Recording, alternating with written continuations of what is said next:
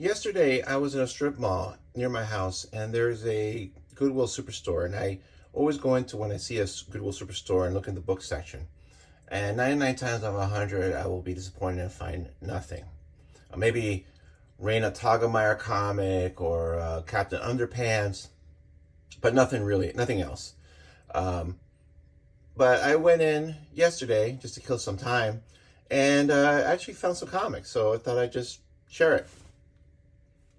So when I went in, there was this stack about this big of these independent comics, and it was a strange collection because it was mostly independent superhero titles from about 1993, 94, 95.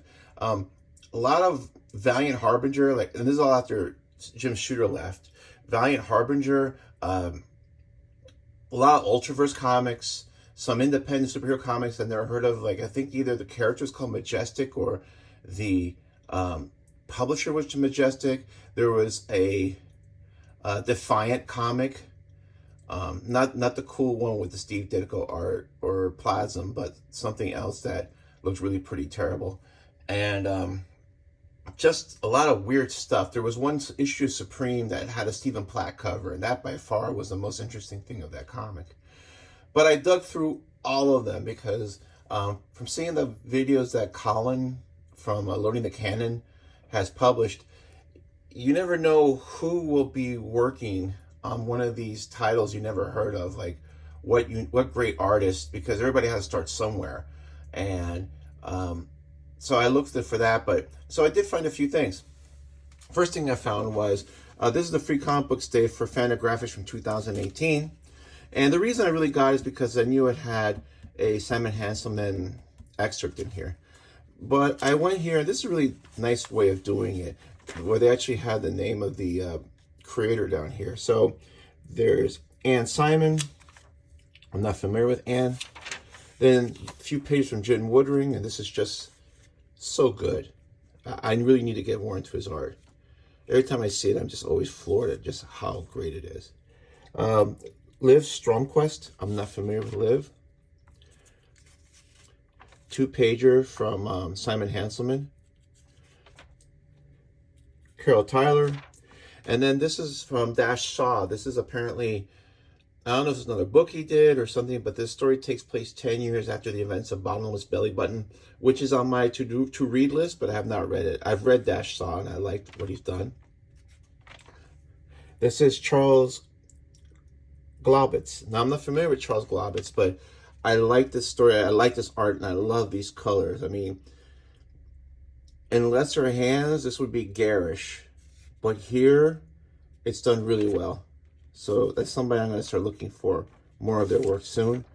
And that was a kind of fun pickup. Second pickup was Eternal Warrior #7. Now, this is post Jim Shooter, but the only reason I got this was that Barry Windsor Smith did issues 6 and 7, and I am a huge Barry Windsor Smith fan. If I find a dollar box and I see Barry Windsor Smith doing a comic, I'm buying it. A lot of times if he does the cover, I'll buy it because of the cover. I'm a huge fan of his. So I think after he did Archer and Armstrong, he was starting to do Eternal Warrior, but he left Valiant as well. So he only did these 2 issues. The coloring is okay. He did not color it, so it's more that 90s coloring. But other than that, art and story are great. Really enjoy Barry Windsor Smith. This is, even though it's Eternal Warrior and he's more of a warrior, it has that character Master Dark, so it's got much more of a horror tinge to it. And these books are not expensive, but they're hard to find in the wild. It's something that Colin mentioned to me one time or actually, he said in one of his podcasts, he mentioned to me that these books are just harder and harder to find, even in the dollar bins. So, when you see them, if you can, just grab them, because it's not like, oh, I'll go to next time I see a dollar bin, because you won't find them. It's really interesting. So, I'm a huge Barry Windsor Smith fan. So, of course, I had to get this. And that's the reason I got this. Now, the actual comic is Ultraverse. It's Freaks #4. And no offense to any of the creators, this is not a great comic. But, it's early 90s independent superhero universe stuff, so a lot of it isn't great. But I got it because this was part of a promotion that they did where they had 3 pages of a story featuring Barry Windsor Smith's co-created character Rune. And if you put 9 of the covers together, it formed one big image. And it's 3 pages each or 4 pages each. But again, I'm a Barry Windsor Smith fan, so I'm picking it up. I actually have a lot of these issues, but I don't have all of them. And again, these are also comics that aren't a dollar bin. They're hard to find. They're hard to find. So I was glad to pick this one up. And then at the end, I found this, The Arrival by Sean Tan. I'm not familiar with Sean Tan. I've not heard of this book, but the art immediately blew me away.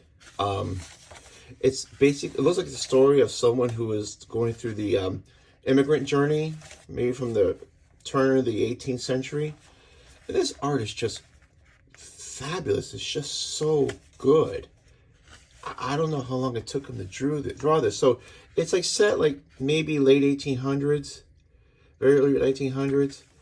And it looks like a traditional story, but it has these like fantasy kind of elements because you have like these dragon-like creatures. But his art is just outstanding. I think this came out like 2007, 2008. This is just gorgeous. And it's a wordless comic too. So, I mean, this is amazing.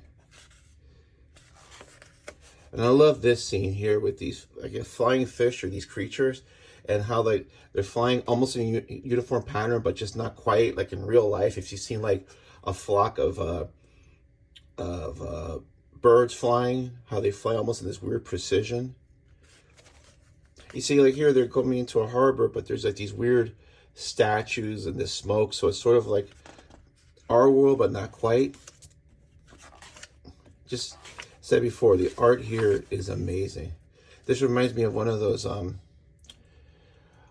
I forget the name, the famous French director who did the stop motion photography and the silent films, the one that the Smashing Pumpkins homaged in their Tonight Tonight video.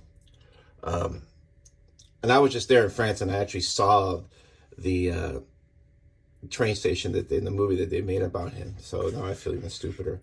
But this is just, you see all these like weird fancy kind of building elements, but it's really beautiful. So I'm really looking forward to this. And I gotta follow up more on Sean Tan. So this and this and this and this were $5. Comics were $1 each. This was $2. So you know, I didn't find issue number 1 of Love and Rockets or anything like that, but these are fun comics to read, hard comics to find, great price. And again, this book looks like it's just brand new, and it's got to be at least 15 years old. That's it. Again, you never know. So just keep on looking in the stores, look around, kind of look around, look off the beaten path, because sometimes you just never know what's laying around in the store. Thanks.